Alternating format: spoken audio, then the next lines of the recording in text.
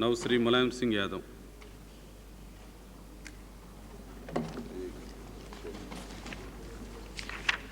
अध्यक्ष महोदय जी, जैसा आपने कहा है हम स्वीकार करते हो, मैं समझता हूँ सारे नेतागण भी स्वीकार करते हैं, सम्मानित सदस्य। ये एक गंभीर विषय है और गंभीर विषय पर गंभीरता से ही चर्चा होनी चाहिए। माननीय प्रधानमंत्री जी ने जो वक्तव्य दिया है, जो कुछ वक्तव्य दिया है वो तथ्य तो जानकारी में थे, लेकिन कुछ आंतरिक तथ्य भी थे अंदर के। उन तथ्यों को पाकिस्तान के राष्ट्रपति जी मुशर्रफ साहब ने तो अपने पाकिस्तान में जाकर के और कुछ आगरा में बैठ कर के ही उजागर किए, लेकिन माननीय प्रधानमंत्री जी को वो भी बातें बता देनी चाहिए थी, क्योंकि उन्होंने आरोप लगा दिया सीधा सीधा कि ये बातचीत असफल भारत की वजह से हुई, हिंदुस्तान की वजह से हुई। कौन जिम्मेदार, कौन व्यक्ति, इसका कोई मतलब नहीं। उसकी आपके इस सत्र में और देश के सामने, जनता के सामने ये सफाई आनी चाहिए थी कि ये मुशर्रफ साहब का वक्तव्य गलत है या सही है। खैर, अब जब आप जवाब देंगे, हो सकता है उस वक्त आप देना चाहते हो।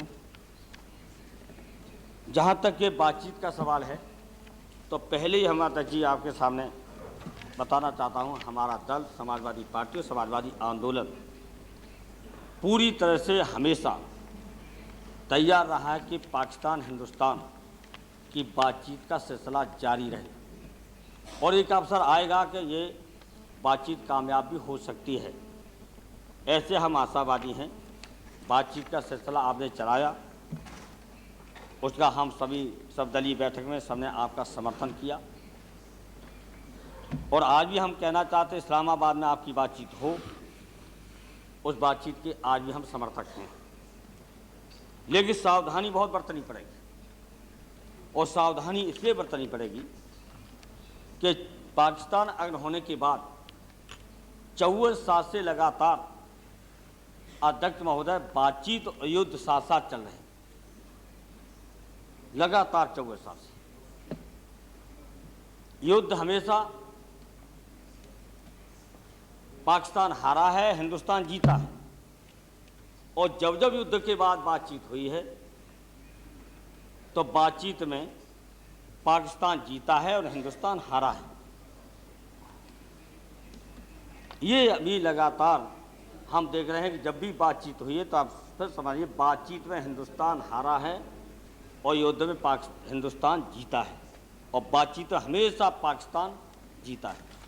और ये थोड़ा लगभग हम देखते हैं कि आगरा में भी वही स्थिति हुई, क्योंकि जिस तरह से बात करनी चाहिए थी, क्योंकि आपने पहले शू में एक अपना एक मजबूती के साथ एक कदम उठाया था, एक बात कही थी देश के सामने। जब तक जो आपने पत्र लिखा 23 मई को, किन परिस्थितियों में लिखा कि जब आप पहले एक हफ्ता पहले ये कह चुके थे कि जब तक पाकिस्तान आतंकवादियों को नहीं रोकेगा, आतंकवाद सीमा के पार से बंद नहीं हो सकता है, पाकिस्तान से बातचीत नहीं होगी। और जब तक लोकतांत्रिक सरकार पाकिस्तान में नहीं आएगी तब तक पाकिस्तान से बात का कोई सवाल ही नहीं। और उसी बीच चाहे वो कमीशन कहिए, चाहे कमेटी कहिए, चाहे एक व्यक्ति का आपके तरफ से बड़े नेता जो रक्षा मंत्री रह चुके पंत जी, उनको कश्मीर की समस्या के लिए आपने नियुक्त भी कर दिया और वो पूरा का पूरे लोगों से, बुद्धिजीवियों से, वहाँ के जितने दल हैं या जो उग्रवाद को बढ़ावा देने वाले हैं या समर्थन करने वाले हैं, जो भी वहाँ पर हैं घटक या जो भी वहाँ के दल हैं, उनसे वो बातचीत कर रहे थे। और उसी के साथ साथ जितने विरोधी दल के या विपक्ष के या जिसके दल के हैं, सभी दल के नेताओं से वो बातचीत कर रहे थे। अब वो बैठे हैं श्रीनगर में या लद्दाख में या जम्मू में और तब तक आपका पता चला गया। तो ये स्पष्ट होना चाहिए कि कौन सी परिस्थितियाँ आ गई थी जिसकी वजह से जल्दी जल्दी में आपने पत्र लिखा है।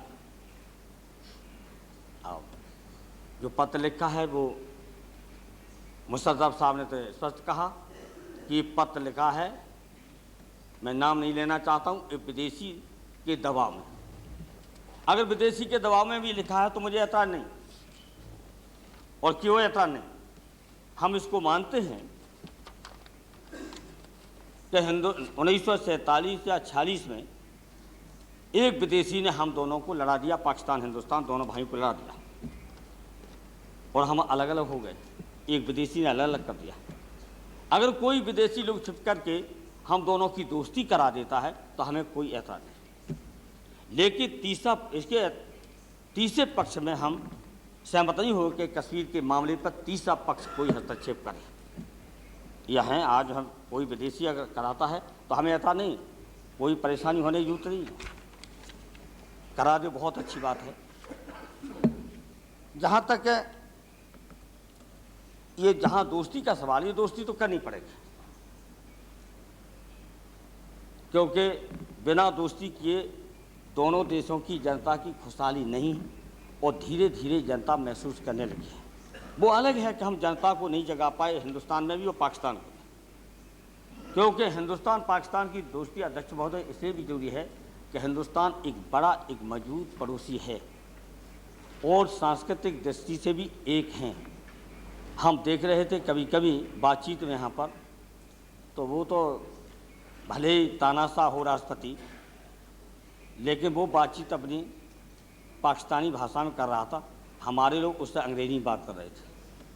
ये मैंने खाना पे भोज में भी देखा और कहीं दूसरी जगह भी यहाँ वहाँ देखा, तो वो तो कर रहे थे पाकिस्तानी भाषा में बात, और आपकी तरफ से कुछ लोग कर रहे थे विदेशी भाषा में बात। ये भी मैंने अंतर देखा है, ये अच्छी बात नहीं है। और देशों में भी हमने देखा है कि वो अपनी ही भाषा में बात करते हैं। और आपने तो बहुत घूमा है प्रधानमंत्री जी, आप कितने देश किसी नहीं घूमे हैं, आप विदेश मंत्री की हैसियत से भी और कमेटियों के माध्यम से भी और गांधी जी की विचारधारा के प्रचार करने के लिए भी आपने पूरा का पूरा दुनिया बहुत घूमा है, और आपने देखा भी है, आप पालन भी करते हैं। 95%, 5% आप भी गड़बड़ा जाते हैं भाषा के सवाल को लेकर के, आप भी गड़बड़ा जाते हैं, ऐसा है। लेकिन ये अच्छा नहीं था, मुझे नहीं अच्छा लगता था। वो अंग्रेजी बोलता तो ठीक था, कोई बात नहीं, विदेशी भाषा बोलता कोई बात नहीं। तो इसलिए हमारी सांस्कृतिक एकता है, चाहे कितनी भी राजनीति हो, चाहे सियासी हो, चाहे सत्ता में हो, चाहे फौज हो, चाहे शासक हो, लेकिन दोनों देश की जनता की भावनाओं को रोका नहीं जा सकता है। दोनों देशों की जनता एका चाहती है, तो इसलिए वह जहाँ तक एका की बात करने का, हम उसके खिलाफ नहीं, हम उसके पक्ष में हैं। और मैंने अध्यक्ष महोदय इसलिए इस बात पहले से कह दी, क्योंकि आपका निर्देश हो गया था, कोई बात हक नहीं बनेगी हमारी, हम समझते कोई बात हक नहीं बनेगा बातचीत के लिए। सभी ने समर्थन दिया है और जानते हैं कि युद्ध के क्या परिणाम होंगे, लेकिन सवाल तब उठता है, सावधान करने की जरूरत इसलिए है कि जब जब बातचीत होती है तो युद्ध हो जाता है। आप बस लेके गए और कारगिल का कब्जा हो गया, और फिर पाकिस्तान के राष्ट्रपति जी ने कहा कि कश्मीर की समस्या जब तक हल नहीं होगी तब तक युद्ध की संभावना रहेगी। भाषा तो उन्होंने और तरह की भी कही थी, वो हम नहीं कहना चाहते हैं, भाषा इससे भी ज़्यादा उनकी खराब थी।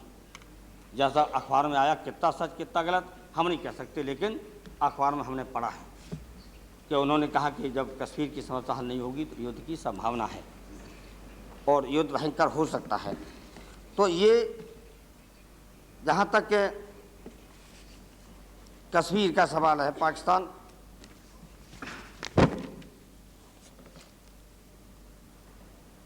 लेकिन हम एक जगह कहना चाहते हैं कि बातचीत आप इस्लामाबाद करने चाहें तो जो हिंदुस्तानी नागरिक हैं उनका स्वाभिमान और प्रभुसत्ता पहला अहम सवाल है, और जिस देश का स्वाभिमान ही नहीं रहेगा तो फिर आप समझिए, मैं आगे नहीं कहना चाहता हूँ। इसलिए यहाँ पर जो भी आपकी बातचीत हुई वो हम आपको बताएंगे कि बातचीत में क्या पूरी तैयारी नहीं थी, क्या नहीं थी, आ चुकी है अखबारों में। हम इस पर ज़्यादा चर्चा नहीं करना चाहते, लेकिन आपकी तो हिंदुस्तान की मीडिया ने भी आपकी बात को क्या हुआ, कैसे हुआ, उसको ठीक तरीक़ा से भी सारे अंतर्राष्ट्रीय स्तर पर नहीं पहुँचा पाया है।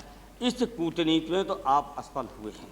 ये क्या वजह थी आप बताएं। लेकिन हम ये मानते हैं कि इस कूटनीति में आप असफल हुए हैं। और इसे मैंने शुरू में कह दिया कि जब जब बातचीत होती है तो पाकिस्तान जीत जाता है, हिंदुस्तान हार जाता है। युद्ध जब जब होता है तो हिंदुस्तान जीत जाता है, पाकिस्तान हार जाता है। ये दिमाग में बात रहनी चाहिए। जो लोग इस समय बातचीत में शामिल हों, चाहे विदेश मंत्री हो, चाहे आपका प्रतिनिधि हो, आप तो 1 to 1 बात करेंगे, बंद कमरे में करेंगे, बाहर भी आ जाएगी, नहीं आ जाएगी, उससे कोई फ़र्क नहीं पड़ता है अगर मजबूती से आपकी राय है। लेकिन हम ये ज़रूर कहना चाहते हैं कि 23 मई को आपने पत्र लिखा, 24 मई को पत्र मिल गया पाकिस्तान के राष्ट्रपति जी को, और 25 को उन्होंने फैसला कर लिया हम आएंगे हिंदुस्तान। और जब आएंगे हिंदुस्तान तो 28 जून का आप अखबार पढ़ेंगे तो उन्होंने सबसे पहले कहा कि पहला शासक मैं हूं पाकिस्तान का जो हिंदुस्तान कश्मीर के मामले में हमसे बात कर रहा है, केवल कश्मीर के मामले में। अब उस समय आके बयान की लीपापोती तो आपकी सरकार की तरफ से गई है, लेकिन दो टूक बात नहीं गई। दो टूक बात आपकी तरफ से जाना चाहिए था कि कश्मीर, और क्यों नहीं गई बात, ये मेरी समझ नहीं आता है कि हम केंद्र, कश्मीर केंद्र नहीं रहेगा बातचीत का। दो टूक आपको भी इसका जवाब देना चाहिए था, क्यों नहीं दिया, क्या परिस्थितियाँ थी। ये जवाब उत्तर देंगे तो हम जरूर इसका उत्तर चाहेंगे कि ये लीपापोती हुई है बयान की कुछ लोगों के माध्यम से, लेकिन आपकी तरफ से दो टूक बात आनी चाहिए थी कि कश्मीर की वार्ता केवल कश्मीर का केंद्र बिंदु नहीं रहेगा। जहाँ तक के सवाल उठता है ये आपका भी आतंकवादियों का, आतंकवाद के मामले में तो हम जरूर कहेंगे, और असफलता के बारे में बातचीत की इसलिए कहेंगे कि हमारे सामने एक दर्द है इस बात का, क्योंकि हमारे जाने पहचाने वैसे देश पूरा देश अपना, हम पूरे देश के लोग हैं। जो मैंने शुरू में कहा था कि आप बातचीत में हारते हैं। बातचीत हुई, चाहे ताशकंद की हो, चाहे शिमला की हो, चाहे लाहौर की हो, लेकिन जब बातचीत हुई युद्ध के बाद तो पाकिस्तान के तो 90,000 से लेकर 1 लाख जवान रिहा हो गए। और जब हम बातचीत युद्ध करने के बाद गए तो जो रणनीति की दृष्टि से, देश की सुरक्षा की दृष्टि से, और जिसमें हमारे इतने जवान शहीद हुए हों, अधिकारी शहीद हुए हैं, वो इलाका हमको मिला और बातचीत में हमने इलाके को वापस कर दिया, और उसी का परिणाम आज हम लोग भोग रहे हैं। और जब हम 1,90,000 से लेकर 1 लाख जवानों को छोड़ देते हैं, लेकिन हम 54 हों चाहे 100 हों, उन युद्धबंदियों को अभी तक हम छुड़ा नहीं सके। वो अलग है कि वो युद्धबंदी न मान करके आप कहे युद्धबंदी, लेकिन पाकिस्तान मानता होगा कि ये तो जासूसी करने वाले थे, ये खुफिया का काम करने वाले थे, इसी नाम से अगर उनको बंद किए हुए हैं तो आपको साफ कह देना चाहिए कि हमारी युद्धबंदी और आपने इनको खुफिया या जो आपके खुफियागिरी करते हैं उस कानून के अंतर्गत आप गिरफ्तार किए बैठे हैं 30 साल से लगातार। तो इससे ज़्यादा असफलता हमारी क्या हो सकती है देश की। ये दुर्भाग्य है जो बातचीत में है। तो इसलिए इस बातचीत से पहले आपको सबसे पहले ये 54 हों चाहे 100 हैं, इन लोगों को छुड़ाने का काम करना चाहिए। बातचीत हो, अभी से आपको कह देना चाहिए कि हमारे लोग खुफिया के नाम पर, जासूसी के नाम पर, जैसा हमको विदेश मंत्रालय के कुछ लोगों ने बताया है कि हम शायद हो सकता है कि हम युद्धबंदी मानते हों और वो जासूसी या खुफिया के तौर पर गिरफ्तार किए बैठे हों, जेल में डाले हों, सड़ा रहे हैं, या उनका दिमागी संतुलन टूट गया है, संतुलन बिगड़ गया है, इसकी वजह स्वीकार न करते हों, या ये भी उनका तर्क हो सकता है, जैसा कुछ विदेश मंत्रालय की तरफ से आ जाता है कि पाकिस्तान बार बार कह चुका है कि हिंदुस्तान का कोई युद्धबंदी हमारे यहाँ नहीं है, तो अब कैसे स्वीकार कर ले? जब बातचीत होती है, दोस्ती होती है, तो इसमें किसी का मान अपमान का सवाल नहीं है, इसमें उनको स्वीकार करना चाहिए। और इसलिए इस बातचीत में कम से कम ये रिश्ते हों कि हमारे जितने 54 हों चाहे 100 हों, जो प्रमाण है, बाकायदा प्रमाण तो आपने दिया है, आपने कहा है, ये ठीक है, लेकिन उनको किस तरह छुड़ाना चाहिए। और इतने भाव को उनके परिवार तो अपने को भुला चुके थे, लेकिन अध्यक्ष महोदय जब से ये बातचीत हुई है तब से उनके परिवार के लोग बहुत भावुक हो गए, चाहे उनके बच्चे हैं, उनकी धर्मपत्नियां हैं, और जो भी उनके परिवार के संबंधी हैं, रिश्तेदार हैं, इतने भावुक हो गए हैं। इतनी उम्मीद उनको जगह, हमसे भी मिले हैं, आपसे भी मिले हैं, विदेश मंत्रालय से मिले, विदेश मंत्री जी से मिले होंगे, इतने भावुक हो गए कि अब सबसे अच्छा काम हो रहा है कि हमारे परिवार के लोग छूट के आ जाए। लेकिन आगरा की बातचीत के वजह दो टूक कह दिया कि हम देखेंगे, राष्ट्रपति जी ने कहा देखेंगे पाकिस्तान के, और फिर ये भी कह दिया कि हमारे यहाँ कोई युद्धबंदी नहीं। फिर पाकिस्तान जाकर के भी वहाँ से भी आ गया कि हमारे यहाँ कोई बंदी नहीं, हम दिखवा रहे हैं। लेकिन इससे उनके दिलों पर पूछे, उनके रिश्तेदार और संबंधियों पर जो आपने बातचीत के माध्यम से उनकी भावनाएं जागी थी का मेरे परिवार के लोग मिल जाएंगे, हमारे युद्धबंदी, हमारे घर के जो लड़ाई लड़े हैं उन्हें 1971 की मिल जाएंगे, उन पर पानी पूरी तरह से फेरा जा चुका है। इसलिए हमने कहा कि जब जब बातचीत होती है तो हम लोग हार जाते हैं, युद्ध होता तो जीत जाते हैं। ये इसलिए मैंने कहा, ये तो एक उदाहरण दिया है, ज़मीन का हमने दिया है, अब उसको नहीं लेंगे, बातचीत हो रही है, वरना हम जानते हैं जो इलाका दिया है उस इलाके को कैसे दिया। अब वो बहुत ऐसी बातें हो गई कि वो हम बाहर हो गई, उनको नहीं हम कहना चाहते। देश के सवाल पर कभी इतिहास को झुठलाया भी नहीं जा सकता, इतिहास को दबाया भी नहीं जाना चाहिए। अगर भूलों पर हम लोग स्वीकार, भूलों को सामने रख कर के जब बातचीत करेंगे तो अगली कोई भूल बड़ी न हो। इसलिए हम कहना चाहते थे किसी को ये बुरा नहीं मानना चाहिए, किसकी सरकार थी, किसके समझौते हुए था, लेकिन सच्चाई है कि रणनीति जो थी अपने देश की सच्चा के लिए और बड़े उस जगह को हमने दिया है, उन जगहों को न दिया होता तो आज स्थिति किसी कीमत पर नहीं हो सकती। तो जो ले लिया है तो आप अभी तक मैं कहूँगा कि उस संबंध में भी कमजोरी दिखाई गई है। जहाँ तक आतंकवादियों का सवाल है, अब ये अमरनाथ यात्रा है, अमरनाथ यात्रा में जो कुछ किया जा रहा है आतंकवादियों के द्वारा, वो तो पूरी की पूरी कश्मीर की सभ्यता संस्कृति को उन्होंने तहस नहस किया है।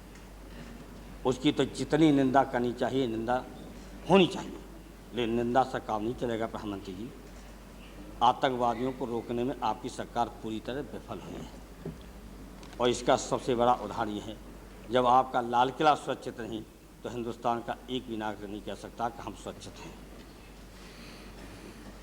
और इसलिए आतंकवादियों में चाहे कहीं का आतंकवाद हो, आतंकवाद रोकने में पूरी तरह सरकार विफल हुई। उसी का परिणाम है कि एक साल बाद फिर अमरनाथ यात्रा पर इतने लोग यात्रियों को मारने की हिम्मत की गई।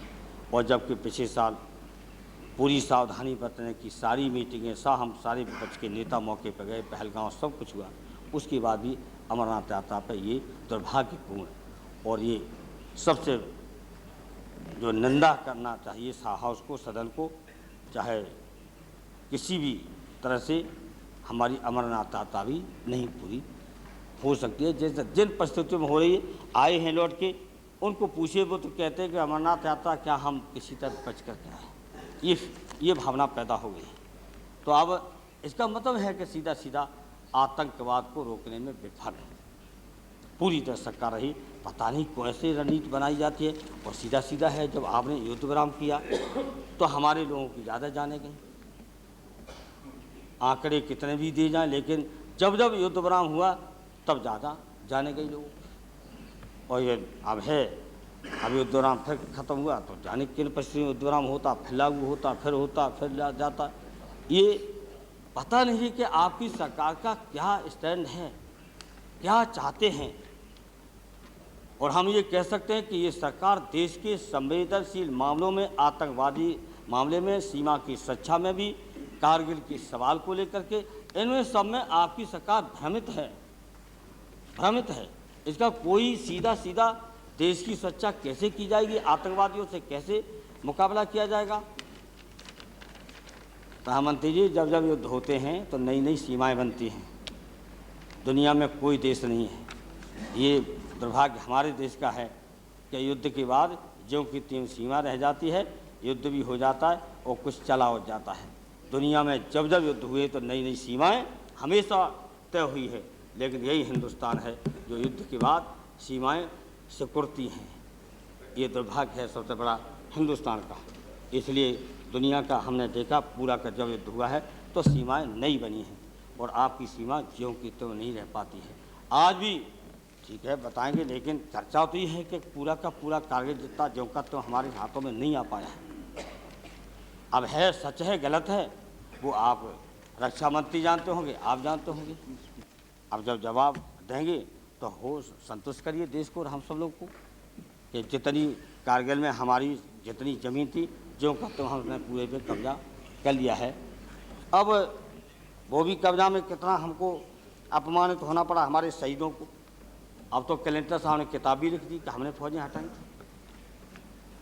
अब तो उन्होंने किताब भी लिख दी और आपके सभागार में आप साहब आसन पर बैठे हुए थे, सारी दुनिया देख रही थी, कहा कि हमने पाकिस्तान की सेनाएं हमने हटाई। तो हमारे शहीदों की तो कुर्बानी बेकार। तो इस तरह से हमारे देश के स्वाभिमान पर जो चोट आती है, इस हमारे देश के स्वाभिमान की चोट जो है वो सबसे ज़्यादा दुनिया के मुकाबले हमारा देश इतना बड़ा विशाल सब कुछ होते हुए हमारी दुनिया में हमारे से ज़्यादा सैनिक कहीं के लड़ाकू नहीं, बहादुर नहीं, जिन परिस्थितियों में लड़ते हैं और उसके बाद भी कोई आकर के राष्ट्रपति हमको भाषण सब सांसदों के सामने कह के चला जाए कि पाकिस्तान की फौज को तो मैंने हटाया था और आपने विजय का डंका पीट के चुनाव तक लड़ दिया। तो ये भी बात आनी चाहिए, साफ आनी चाहिए कि क्लिंटन सच है कि आप सच हैं।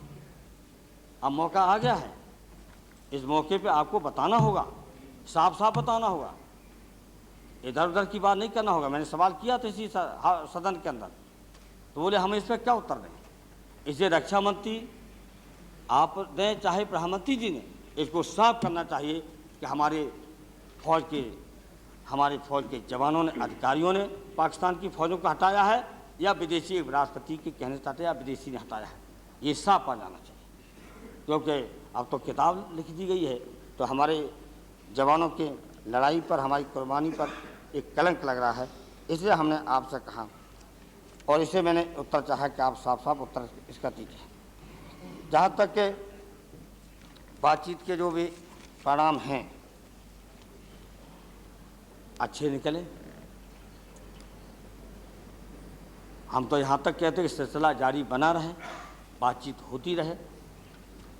लेकिन ये कैसे होगा कि यहाँ बातचीत भी हो रही है और लोग सीमा पे मारे भी जा रहे हैं, किसान अपना खेत काट नहीं पा रहा, बो नहीं पा रहा है और बातचीत भी आगराम हो रही और सीमा पर आपकी आवाज़ें आ रही हैं, तोपों की आवाज़ें हैं, बंदूकों की आवाज़ें हैं और फिर उसके बाद वो कहते कि आज़ाद, जिस तरह आपको तो कह भी दिया है, प्रेस में भी कह दिया है कि जिस तरह से मुक्ति वाहिनी सेना थी 1971 में, उसी तरह आज़ादी के लिए लड़ रहे हैं।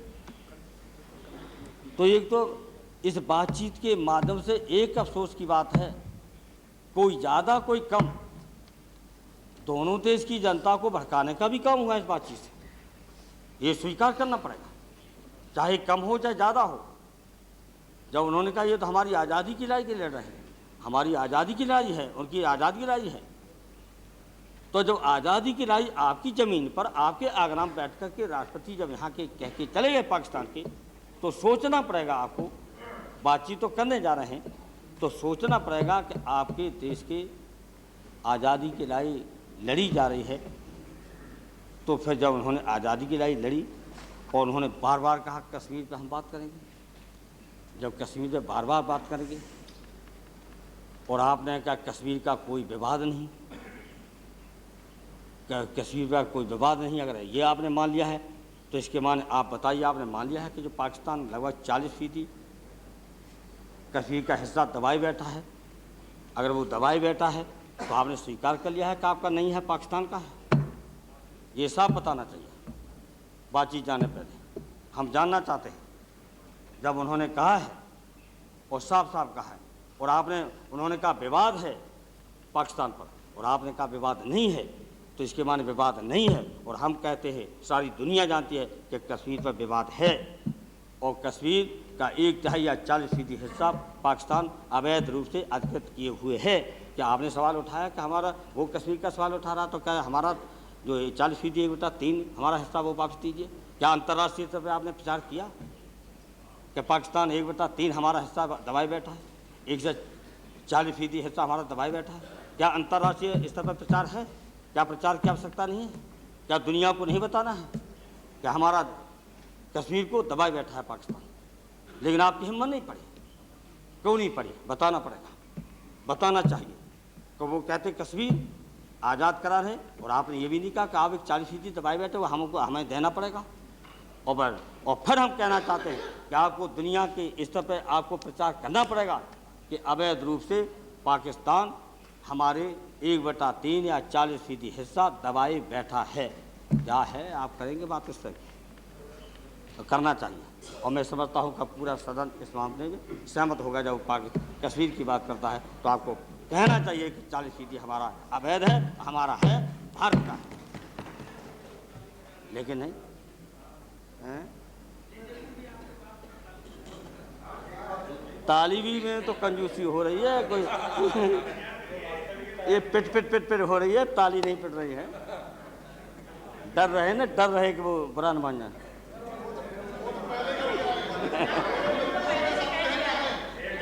अरे डर के नहीं, अरे इस बात का, इसलिए हम बैठे सुन रहे हैं। हाँ, आपने खम्मा गाड़ दिया, मुझे पता है।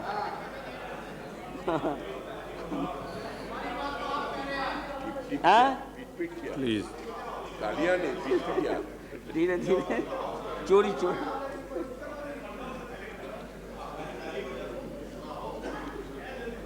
मुलायम सिंह जी, आप अनावर हो गए। अरे अभी तो साहब, अभी हम खत्म कर देंगे। नहीं, ऐसा नहीं करेंगे। आप चाहेंगे तो 2-3 बातें और कह खत्म भी कर देंगे, क्योंकि ये देश का सवाल है। हम तो 2-3-4 ही बातें जानना चाहेंगे। अगर ये 2-3-4 बातें हो जाए तो भी अच्छा है। अगर ये मैंने आपसे कहा, और ये अध्यक्ष महोदय, ये दोस्ती जब तक वोट का लालच रहेगा नहीं हो सकती।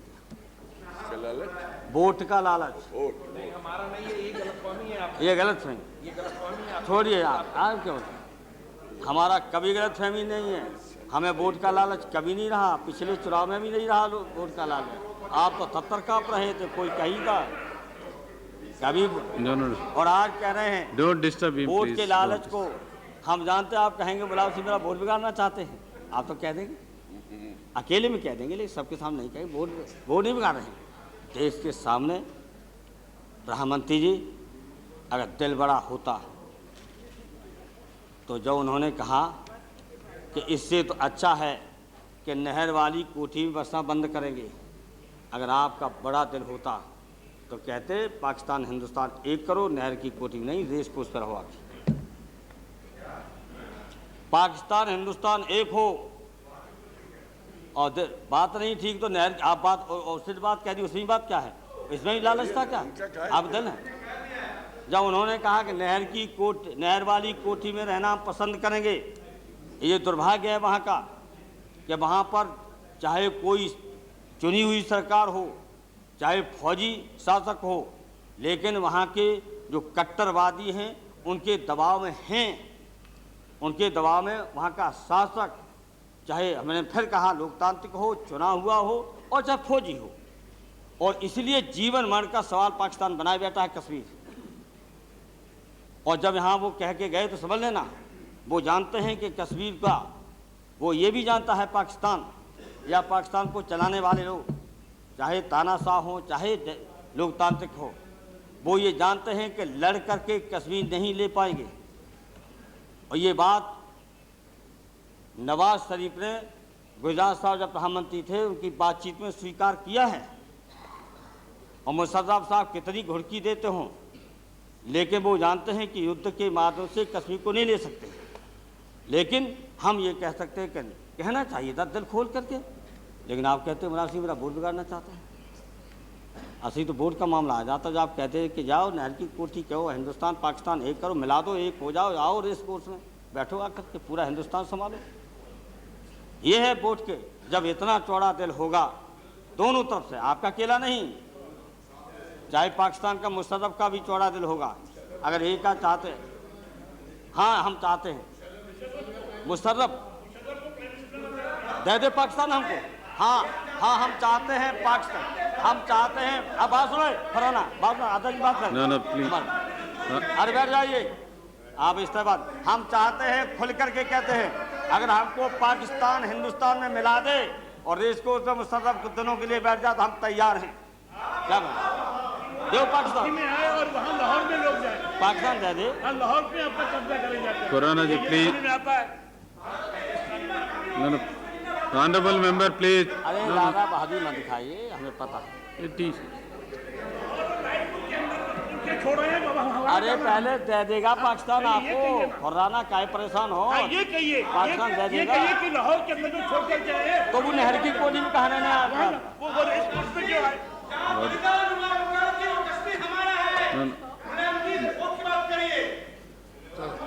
क्या क्या हो रहा है प्लीज? ये ठीक नहीं है मौलाना जी का क्या? भाषण तो सुन नहीं रहे। ये खुराना सुने।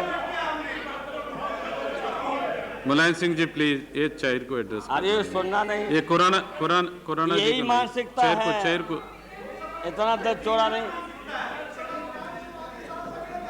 हम फिर दोहराना चाहते हैं कि अगर वो हिंदुस्तान में हमें पाकिस्तान दे दे तो आ जाए, कोई बात नहीं, दे दे, मैं तैयार हूँ। फिर दोहराना चाहते है दिल, दोहराना चाहते वो नहर की कोठी में क्यों रहना चाहता, नहर वाली कोठी में क्यों रहना चाहता, दे पाकिस्तान, मिलाओ हिंदुस्तान पाकिस्तान एक हो कर दो। इसको भी ये तैयार नहीं है। इसके इसी तो ऐसी मानसिकता वालों ने, अध्यक्ष महोदय जाना नहीं चाहते हैं, ऐसे ही मानसिकता के लोगों ने हिंदुस्तान पाकिस्तान का बंटवारा कराया है। अकेला जिन्ना इसके मत हो, इसके लिए जिन्ना अकेला जिम्मेदार नहीं था, इस तरह की मानसिकता वाले भी जिम्मेदार थे। इसको मत पढ़िए हिंदुस्तान पाकिस्तान बंटवारे के अपराधी कौन, पढ़ो जाकर, देखो जाकर, कैसा नहीं है। इसलिए हम कहना चाहते हैं कि लंबा जब तक कि दोनों तरफ से वोट का लालच दूर नहीं करेंगे तब तक दोनों एक नहीं हो सकेंगे। और इसके लिए मिस्टर प्रहलाद पटेल, हम जानते हैं कितना झूठ बोलने में माहिर हो। कहिए क्लिंटन को, कहिए लिखिए चिट्ठी क्लिंटन को, आग लगा दो किताब में, है हिम्मत।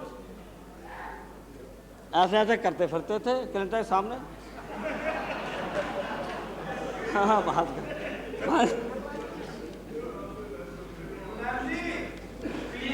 भारत में खुद आया, पुकारा नहीं किसी ने, एटम बम टेस्ट करने के बाद प्लीज। भारत में दो बार आए, और भी आएंगे, वो अटल जी का नेतृत्व पर हुआ है, आपने तो नहीं बोला है।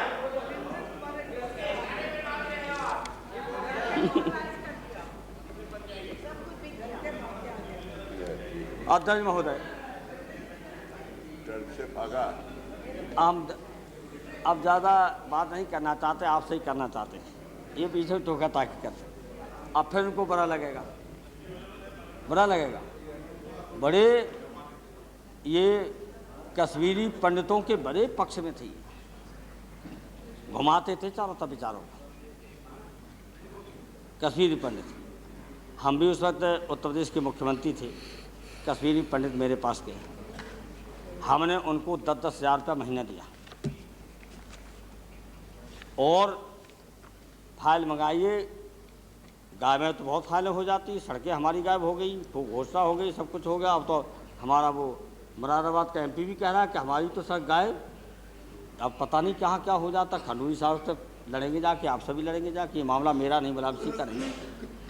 तो कश्मीरी पंडित अध्यक्ष महोदय 10,000 रुपया महीना, और उनके रहने का पुनर्वास की व्यवस्था हमने नोएडा में करने का व्यवस्था करने का काम शुरू किया था, बातचीत शुरू कर दी थी अधिकारियों को।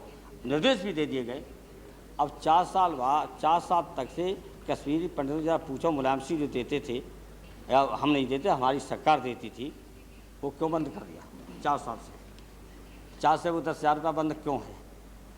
कश्मीरी पंडितों की बड़ी बात करते थे कि जिस दिन हमारे अटल जी हो जाएंगे, अडवाणी जी प्रधानमंत्री हो जाएंगे, चुटकी बजती थी अध्यक्ष महोदय, चुटकी में कश्मीर समस्या हल हो जाएगी। चुटकी में टेप है, चुटकी। प्रधानमंत्री जी आपकी चुटकियाँ टेप हैं।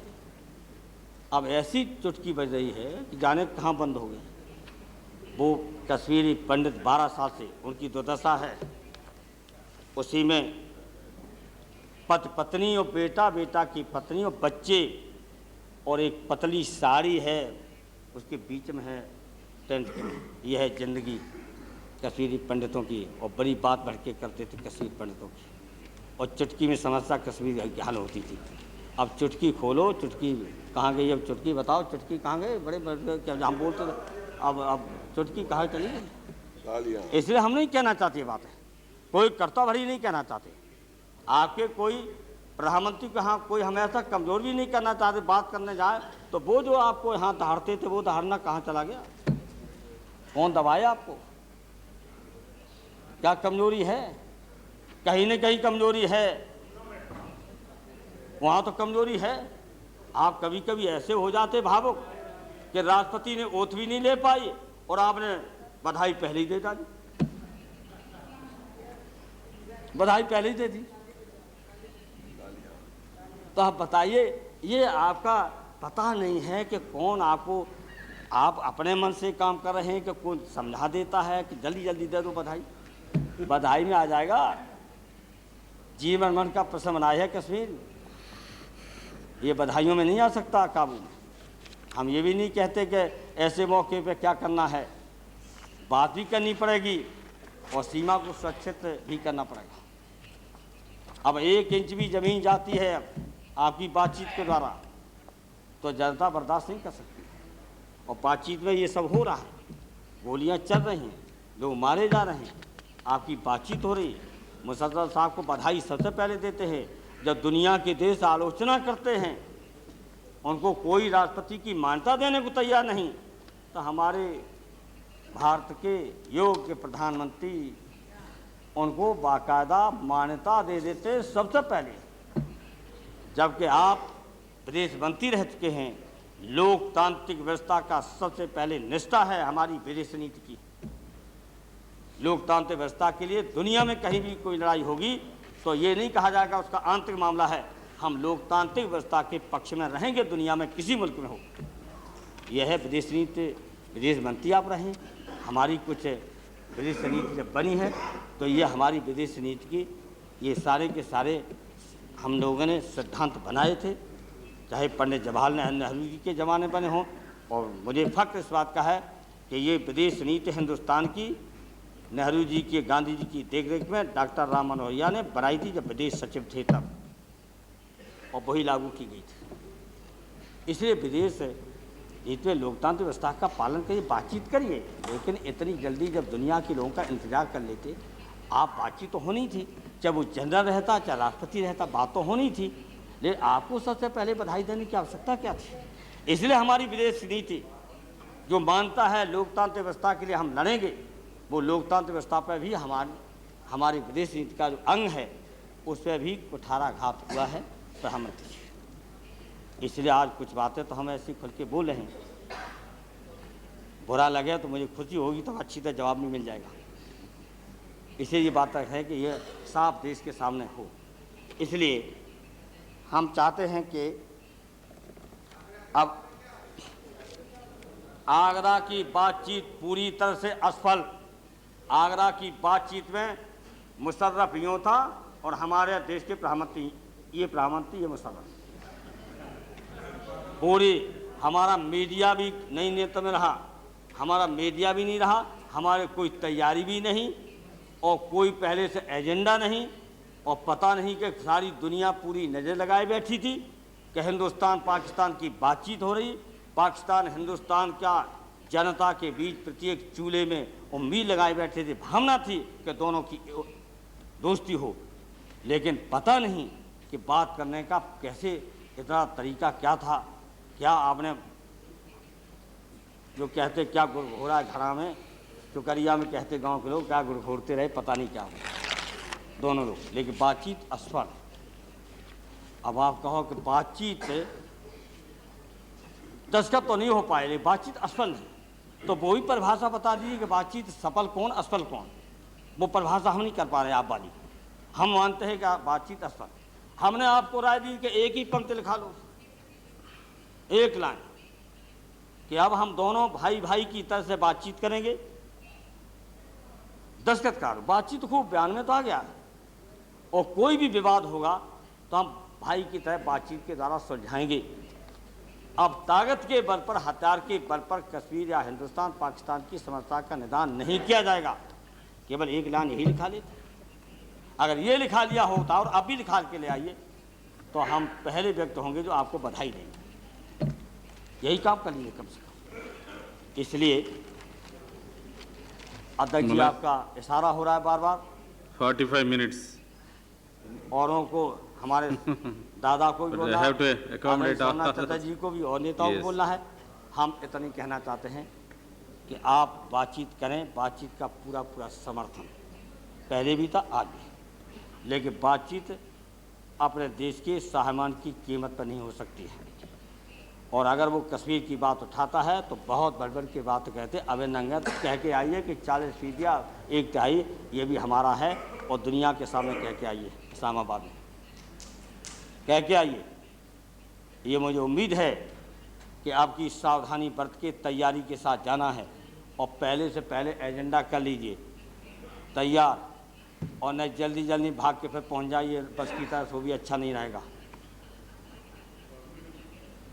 पूरी तैयारी के साथ, जो अभी तैयारी नहीं हुई थी, आपका मीडिया तक साथ नहीं दे पाया, अंतर्राष्ट्रीय स्तर पर भी आप नहीं अपनी देश की छवि को बना सके। आगरा की बातचीत में आगरा का पूरी की पूरी तरह से असफल, विदेश नीति की कूटनीति असफल, कोई तैयारी नहीं। इन्हीं शब्दों के साथ फिर मैं चाहता हूं कि जो यहाँ कमजोरी हुई उस कमजोरी को पूरी करके आना। धन्यवाद।